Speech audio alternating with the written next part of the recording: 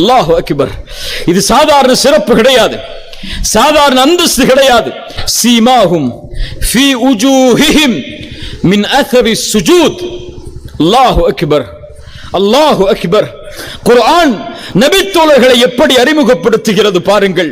நபியே, அவர்களுடைய நெற்றியை நீங்கள் பார்த்தால், அவர்களுடைய நெற்றியை நீங்கள் பார்த்தால் சுஜூதின் அடையாளங்களை பார்ப்பீர்கள் நபியே. அல்லாஹு அக்பர்.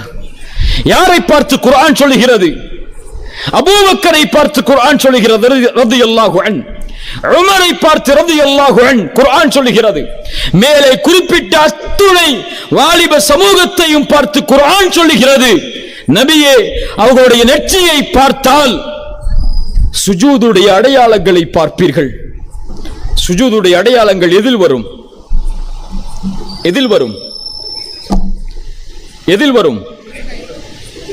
ஸலாவில் வரும், தொழுகையில் வரும். அல்லாஹ் குறிப்பிடுகிறான், அந்த சமூகம் அல்லாஹ்வுடைய வணக்கத்தில் நேரான சமூகம். அதுதான் அல்லாஹ்வுடைய தூதரோடு தேர்ந்தெடுக்கப்பட்டு பயணிக்கக்கூடிய சமூகம். தொழுகை இல்லாத, தொழுகையில் பொறுப்புக்காக இருக்கக்கூடிய, தொழுகையை அலட்சியப்படுத்தக்கூடிய சமூகத்திற்கும் அல்லாஹ்வுடைய தூதருடைய சமூகத்திற்கும் எந்த ஒரு சம்பந்தமும் இல்லை. குர்ஆன் சொல்லுகிறது, அல்லாஹ்வுடைய தூதருடைய நபிமொழி சொல்லுகிறது, அல்-அஹ்துல்லதி பைனனா வ பைனஹும் அஸ்-ஸலாஹ். எமக்கும் இறை மறுப்பாளர்களுக்கும் இருக்கக்கூடிய உடன்படிக்கை தொழுகைதான்.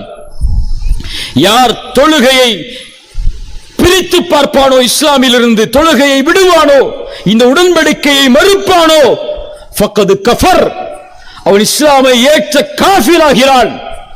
அல்லாஹ்வுடைய தூதருடைய வார்த்தை, சஹாபாக்களுடைய ஒட்டுமொத்த ஃபத்வா, அபூபக்கர் ரலியல்லாஹு அன்ஹு, உமர் ரலியல்லாஹு அன்ஹு என ஒட்டுமொத்த நபித்தோழர்களையும் இணைத்து பாருங்கள். அவர்கள் ஒட்டுமொத்த நபித்தோழர்களுடைய ஃபத்வாவும் தொழுகையை வேண்டுமென்றே விடக்கூடிய ஒரு முஸ்லிமான வாலிபன் அல்லது வாலிப பெண் அல்லது சமூகத்திலே வசிக்கக்கூடிய முஸ்லிம்கள் இருந்தால், தொழுகையை வேண்டுமென்று தன் மீது கடமை என்று தெரிந்தும் அலட்சியத்தாலோ பொழுதுபோக்காலோ தொழுகையை விட்டால் அவன் இஸ்லாமிய மார்க்கத்தை விட்டு வெளியேறிய காஃபிர். இந்த கூட்டத்தில் ஃபஜ்ரை தொழாதவர்கள் உண்டு, இல்ல மாஷா அல்லாஹ், அல்லாஹ் பாதுகாத்தவர்களை தவிர. அல்லது ஃபஜ்ரை ஜமாஅத்தோடு தொழாதவர்கள் உண்டு, அல்லது ஃபஜ்ரை சூரியன் உதயமாவதற்கு முன்னால் தொழாதவர்கள் உண்டு. உண்டா இல்லையா? அலட்சியத்தில், உறக்கத்தில், எந்தவித தயாரிப்பும் இல்லாமல் அலட்சியத்தோடு சூரியன் உதயமானதற்கு பிறகு எழுந்து ஏதோ கடமையை நிறைவேற்றுவதற்காக ஃபஜ்ரை தொழுதவர்களும் இங்கு உண்டு. இல்ல மாஷா அல்லாஹ், அல்லாஹ் பாதுகாத்தவர்களை தவிர. உங்களுக்கெல்லாம் தெரியுமா குர்ஆனுடைய தீர்ப்பென்ன தெரியுமா? நபித்தோழர்களுடைய தீர்ப்பென்ன தெரியுமா? எந்த ஒன்றில் அல்லாஹ்வுடைய தூதர் இந்த சமூகத்தை கட்டமைத்தார்களோ, எந்த ஒரு அடிப்படையில் இந்த சமூகத்தை அல்லாஹ்வுடைய தூதர் வார்த்தெடுத்தார்களோ, எதில் உறுதியோடு தெளிவோடு போர்க்களத்தை சந்தித்தாலும் தன் நிலையை மறந்திருந்தாலும் ஒருபோதும் அதை விடக்கூடாது என்று அல்லாஹ்வுடைய தூதர் தடுத்திருந்தார்களோ, எந்த ஒரு நிலையில் அல்லாஹ்வுடைய தூதர் இந்த சமூகத்தை கண்ட காட்சியில் தன் உயிரை பிரிந்தார்களோ, உங்களுக்கெல்லாம் தெரியுமா? அல்லாஹ்வுடைய தூதருடைய கடைசி பார்வை இந்த சமூகத்தின் மீது. அனஸ் இப்னு மாலிக் ரலியல்லாஹு அன்ஹு அவர்கள் சொல்லுகிறார்கள், அல்லாஹ்வுடைய தூதர் நோய் படுக்கையில் தொழுகை நடத்த முடியவில்லை. அபூபக்கரை தொழுகை நடத்த கூறுமாறு அல்லாஹ்வுடைய தூதர் ஏவி பல வக்துகள் கடக்கிறது. அல்லாஹ்வுடைய தூதருடைய வருகை எதிர்பார்த்து ஒவ்வொரு வக்தையும் தொழுது கொண்டிருக்கிறார்கள் நபித்தோழர்கள். கடைசி தொழுகை, அல்லாஹ்வுடைய தூதர் தொழுத தொழுகையின் கடைசி காட்சி. அல்லாஹ்வுடைய தூதர் அபூபக்கருடைய தலைமையில் நாங்கள் தொழுது கொண்டிருக்கும் போது அல்லாஹ்வுடைய தூதர் தங்களுடைய அறையின் அந்த திரையை கொஞ்சம் அகற்றினார்கள். அகற்றும் போது எங்களுடைய முகமெல்லாம் உள்ளமெல்லாம் அல்லாஹ்வுடைய தூதர் வரப்போகிறார்கள் என்ற மகிழ்ச்சியில் ஆனந்தம் அடைந்தது. தொழுகையில் சலசலப்பானோம். அல்லாஹ்வுடைய தூதரை நான் பார்த்தேன். அவர்களுடைய முகத்தை இறுதியாக அவர்கள் முகமெல்லாம் புன் சிரிப்பை சிரித்தவர்களாக, மகிழ்வின் ஆனந்தத்தில் உச்சத்தில் தொட்டவர்களாக அல்லாஹ்வுடைய தூதர் புன் சிரிப்போடு அந்த திரையை மீண்டும் மூடினார்கள். அதற்கு பிறகு அல்லாஹ்வுடைய தூதரை நாங்கள் உயிரோடு பார்க்கவில்லை. இன்னா லில்லாஹி வ இன்னா இலைஹி ராஜிஊன். அல்லாஹ்வுடைய தூதருடைய கடைசி பார்வை அந்த சமூகம் எதில் நிற்கும் போது தொழுகையில். இந்த சமூகத்தை பார்த்தால் உயிரை தியாகம் செய்வதல்ல, உடைமைகளை தியாகம் செய்வதல்ல, ஊரை தியாகம் செய்வதல்ல, தன் நாட்டை துறப்பதல்ல, அல்லது தன் உறவுகளை வெட்டி வாழ்வதல்ல. அல்லாஹ்வுடைய தூதருடைய கட்டளையால் எந்த தியாகமும் இல்லாமல் வெறும் ஒரு நாளில் 5 வக்து தொழுகைகளை கூட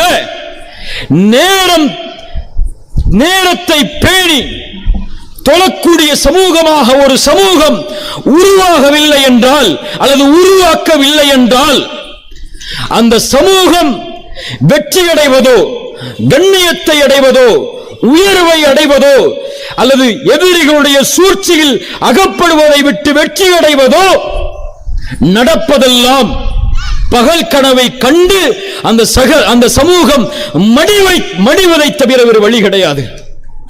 அல்லாஹ் குர்ஆனிலே சொல்கிறான், நபியே, ஃபഖலஃப மின் பஅதிஹிம் கல்ஃபுன், பின்னால் வரக்கூடிய மக்கள், உங்களை பின்தொடர்ந்து வரக்கூடிய மக்கள், அபாஉஸ் ஸலாஹ், தொழுகையை வீணடிப்பார்கள், வத்தபஉஷ் ஷஹவாத். இந்த 2 தான் இன்று தலைப்பு. மனோ இச்சையை, ஷஹவாத்துகளை பின்பற்றி செல்வார்கள். ஃபஸௌஃப யல்கௌன கய்யா, அவர்களை அல்லாஹ் கய்யா என்ற நரக ஓடையை சங்கமிக்க வைப்பான். தொழுகையை பாழாக்குதல் என்றால், என் வாலிபர்களை பார்த்து கேட்கிறேன், வாலிப பெண்களை பார்த்து கேட்கிறேன், தொழுகையை பாழாக்குவது என்றால் என்ன? தொழுகையை விடுவதா? தொழுகையை விடுபவர்களை அல்லாஹ் நரகவாதிகள் என்று இந்த வசனத்திலே சொல்லுகிறான். இப்னு அப்பாஸ் பெரும் குர்ஆனுடைய விரிவுரையாளர் சொன்னார்கள், அல்லாஹ் தொழுகையை பாழாக்கக்கூடிய சமூகம் என்று இந்த வசனத்திலே சொல்லக்கூடிய சமூகம், தொழுகையை அதனுடைய நேரத்திலிருந்து தவறி தொழக்கூடிய சமூகம். ஃபஜ்ரை சூரியன் உதயமானதற்கு பின்னால் தொழுவார்கள். அல்லாஹ் ஏற்றுக்கொள்வானா? அல்லாஹ் ஏற்றுக்கொள்வானா? துஹரை அஸ்ருடைய நேரத்தில் தொழுவார்கள். அல்லாஹ் ஏற்றுக்கொள்வானா? ஒரு ஃபத்வா, அறிஞர்களுடைய ஃபத்வா அது. சொல்லுவார்கள், ஒருவன் ஃபஜருக்கு முன்னால் உறங்குகிறான், எந்தவித தயாரிப்பும் இல்லாமல் உறங்கி எழுகிறான். சூரியன் உதயமானதற்கு பிறகு, சூரியன் உதயமானதற்கு பிறகு ஃபஜ்ர் தன் மீது கடமை என்று தெரிந்தும் தொழாமல், வேண்டுமென்றே தயாரிப்புகள் இல்லாமல் உறங்கிய இந்த வாலிபன் எழுந்து எத்துணை முறை ஃபஜ்ரை தொழுதாலும் அல்லாஹ் அந்த ஃபஜ்ரை அங்கீகரிக்க மாட்டான். அல்லாஹ் ஏற்றுக்கொள்ள மாட்டான். அல்லாஹ் அங்கீகரிக்க மாட்டான். அல்லாஹ் அந்த தொழுகையை அவன் தொழுது முடிப்பதற்கு முன்னால் தூக்கி எறிவான். தொழுகையா இதெல்லாம்? அல்லாஹ்வுடைய அழைப்பை கேட்டதற்கு பிறகும், ஹய்யா அலஸ் ஸலாஹ் என்ற அழைப்பை கேட்டதற்கு பிறகும் தொழுகைக்கு செல்லாமல் உறங்கக்கூடிய உள்ளங்கள் எல்லாம் முஸ்லிம்களின் முஃமின்களின் உள்ளமா? நபித்தோழர்கள் சொல்லுகிறார்கள், எங்களுடைய காலத்தில் நயவஞ்சகர்களை தவிர வேறு யாரும் ஃபஜ்ரை விட மாட்டோம். முஸ்லிம் ஊர்களில் ரமதான் வந்தால் பள்ளிகளில் தொழுவதற்கு இடமில்லை. ஃபஜ்ர் தொழுகைக்காக ஜும்ஆவிலே நிரம்பக்கூடிய கூட்டத்தை போல் ஃபஜ்ருடைய தொழுகையில் கூட்டம் இருக்கிறது. எதற்காக? சஹர் என்ற உணவை சுன்னாது, அது ஃபர்து கூட கிடையாது, சுன்னவான உணவு அது.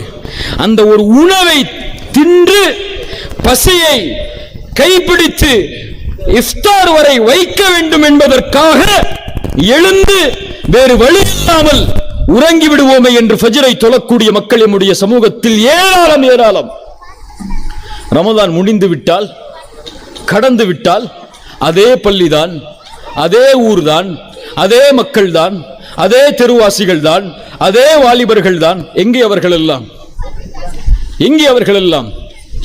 யாரை வணங்கினார்கள் அப்படி என்றால் ஃபஜ்ரில், ரமதானுடைய ஃபஜ்ரில் அல்லாஹ்வை வணங்கினார்களா, ரமதானை வணங்கினார்களா? ரமதான் முடிந்ததற்கு பிறகு அவர்கள் யாரை வணங்கிக் கொண்டிருக்கிறார்கள்? ஏன் கடுமையோடு இதை சாடுகிறேன் தெரியுமா? ஒரு சமூகம் வெற்றியடையாது, ஒரு சமூகம் பாதுகாப்பை பெறாது, ஒரு சமூகம் கைவிடப்படும். இந்த புரட்சியை அந்த சமூகத்தின் வாலிப ஆண்களும் பெண்களும் செய்யாமல், என்ன புரட்சி தெரியுமா? தொழுகையின் புரட்சி அது. அதான் சொல்லப்பட்டதற்கு பிறகு உலகமே எதிர்த்து வந்தாலும், உலகமே நின்றாலும், எல்லாவற்றையும் தூக்கி எறிந்து அல்லாஹ்விற்காக தொழுகைக்கு தயாராகாத சமூகம் அல்லாஹ்வின் தூதரின் சமூகமாக ஒருபோதும் மாறாது. அல்லாஹ்வுடைய தூதர் ஸல்லல்லாஹு அலைஹி வஸல்லம் சொன்னார்கள், யார் ஒருவன் ஃபஜ்ரை தொழுவானோ அவன் பாதுகாப்பை பெறுகிறான். என்ன பாதுகாப்பை பெறுகிறான்? என்ன பாதுகாப்பை பெறுகிறான்? அல்லாஹ்வின் பாதுகாப்பை பெறுகிறான். நான் கேட்கிறேன், ரசூலின் ஹதீஸின் அடிப்படையில் ஒரு குடும்பம் ஃபஜ்ரை தொழுதால் அந்த அன்றைய தினம் அந்த குடும்பம் யாருடைய பாதுகாப்பில் இருக்கும்? யாருடைய பாதுகாப்பில் இருக்கும்? ஒரு தெரு தொழுதால் அந்த தெரு யாருடைய பாதுகாப்பில் இருக்கும்? ஒரு ஊர் தொழுதால் அந்த ஊர் யாருடைய பாதுகாப்பில் இருக்கும்? ஒரு சமூகம் தொழுதால் அந்த சமூகம் யாருடைய பாதுகாப்பில் இருக்கும்? தூதர் சொன்னார்கள், அந்த ஹதீஸை முடிக்கும் போது, அல்லாஹ்வின் பாதுகாப்பில் இருப்பவர்களை எவரும் எந்த தீங்கை கொண்டு நெருங்க முடியாது என்று. ஒட்டுமொத்த முஸ்லிம் சமூகமும் ஃபஜ்ருடைய தொழுகையில் அல்லாஹ்விற்காக எழுந்து நின்று அல்லாஹ்வின் தியாகத்தை செய்வதற்கு தயாரானால் அந்த சமூகத்தை பாதுகாக்கக்கூடிய, உதவி செய்யக்கூடிய பொறுப்பை எடுத்துக் கொள்பவன் யார்? யார்? உங்கள் அரசாங்கமா? நீங்கள் ஓட்டளித்த உங்களுடைய கட்சிகளா? உங்களுடைய ஊரின் ஜமாத்தார்களா? உங்களுடைய ஊரின் தலைவர்களா? அது சமூகத்தை தலைமை தாங்கக்கூடிய இயக்கத்தின் தலைவர்களா உங்களை பாதுகாப்பார்கள் ஃபஜ்ரை தொழுதால்? யார் பாதுகாப்பார்கள்? அல்லாஹ் பாதுகாப்பான். யன்சுருக்குமுல்லாஹு ஃபலா காலிப லக்கும். அல்லாஹ் உங்களுக்கு உதவி செய்தால், அல்லாஹ் உங்களுக்கு வெற்றி அளித்தால், அந்த வெற்றியை யாரால் மிகைக்க முடியும்? குர்ஆன் கேட்கிறது. ரசூலுல்லாஹி ஸல்லல்லாஹு அலைஹி வஸல்லம் சொன்னார்கள், யார் தொழுகையை பாதுகாப்பாரோ அவர் நாளை மறுமையில் வெளிச்சத்தோடு, அல்லாஹ்வின் உதவியோடு, சாட்சியோடு, வெற்றியோடு வருவார். யார் தொழுகையை பாதுகாக்கவில்லையோ அவர் தொழாதவர்கள் அல்ல, தொழுகையை மறந்து வாழ்பவர்கள் அல்ல, தொழுகையை விடுபவர்கள் அல்ல, தொழுகையை பாதுகாப்பவர்கள், நேரம் தவறாமல் தொழுபவர்கள். யார் நேரம் தவறாமல் தொழுதார்களோ அவர்கள் நாளை மறுமையில் வெற்றியாளர்கள். நேரம் தவறி தொழுகையை பாதுகாக்காமல் தொழக்கூடியவர்கள், ரசூலுடைய வார்த்தை, நாளை மறுமையில் வெற்றி அடைய மாட்டார்கள். அல்லாஹ்வின் உதவி கிடைக்காது, அல்லாஹ்வின் சாட்சி அவர்களுக்கு கிடைக்காது. நாளை மறுமையில் அவர்கள் ஃபிரௌனோடு, ஹாமானோடு, உபய் இப்னு கலஃப் போன்ற கொடிய முனாஃபிக்குகளோடு அவர்கள் எழுப்பப்படுவார்கள். இவர்கள் எல்லாம் முஸ்லிம்களா? நான் சொன்னவர்கள் எல்லாம் இவர்கள் எல்லாம் முஃமின்களா எழுப்பப்படுவதற்கு? இவர்கள் காஃபிர்கள், இவர்கள் முனாஃபிக்குகள். இவர்களோடு தொழுகையை பாதுகாக்காதவன் எழுப்பப்படுவான் என்றால், தொழுகையை பாதுகாக்காத நான் யார்? தொழுகையை பாதுகாக்காதவர்கள் எல்லோரும் யார்?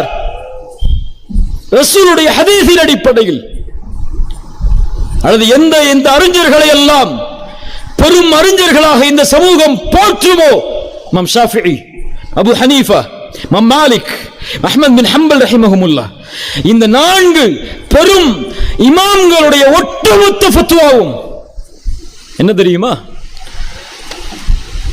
அதை ஷாஃபி இமாமை பின்பற்றக்கூடிய மக்கள் பின்பற்றுவார்களா? ஹனஃபி இமாமை பின்பற்றக்கூடிய மக்கள் பின்பற்றுவார்களா? மாலிக் இமாமை பின்பற்றக்கூடிய மக்கள் பின்பற்றுவார்களா? அந்த ஃபத்வாவை சொன்னால் தொழாத ஒரு ஆணுக்கு தொழுகையில் உடைய ஒரு முஸ்லிம் பெண் ஹலால் கிடையாது. அப்படி தொழுகையை ஏவியும் அவன் தொழவில்லை என்றால் அவனை அடுத்த நிமிடம் அந்த பெண் துறக்க வேண்டும். அவன் முஸ்லிம் அல்ல. மார்க்க ஃபத்வா. தொழுகை இல்லாமல் ஒருவர் மரணித்தால் அவரை முஸ்லிம்களுடைய கபரிஸ்தானில் அடக்கம் செய்யக்கூடாது. முஸ்லிம்கள் தங்களுடைய சொத்தை பங்கு வைக்க கூடாது. பின்பற்ற முடியுமா? தொழுகை எல்லாம் இன்று தொழுகையை விடுவதெல்லாம் இன்று என்ன குற்றம்? என்ன குற்றம்? ஒரு ஐபிஎல் மேட்சை பார்ப்பதற்காக தொழுகையை விடக்கூடிய முஸ்லிம் வாலிபர்கள் எத்தனை பேர் இங்கே? சினிமா தியேட்டர்களில் மகரிபுடைய வக்தில் இஷாவுடைய வக்தில் உட்கார்ந்து தொழுகையை விடக்கூடிய வாலிபர்கள் எத்தனை பேர்? அதைவிட மோசம் திருமணம் ஒரு இபாதா. பின்னால் வருகிறேன். அந்த திருமண சபை என்றாலே தொழுகை கிடையாது முஸ்லிம்களுக்கு. பயணம் என்றால் தொழுகை கிடையாது. குடும்ப நிகழ்ச்சி என்றால் தொழுகை கிடையாது. என்ன இதெல்லாம்? என்ன சமூகம் இதெல்லாம்? ரசூலுல்லாஹி ஸல்லல்லாஹு அலைஹி வஸல்லம் அவர்களுடைய நபித்தோழர்களுடைய முதல் அடையாளமாக குர்ஆன் சொல்லக்கூடிய அடையாளம், அவர்களுடைய நெற்றியை பார்த்தால் சுஜூதுடைய அடையாளங்களை பார்ப்பீர்கள்.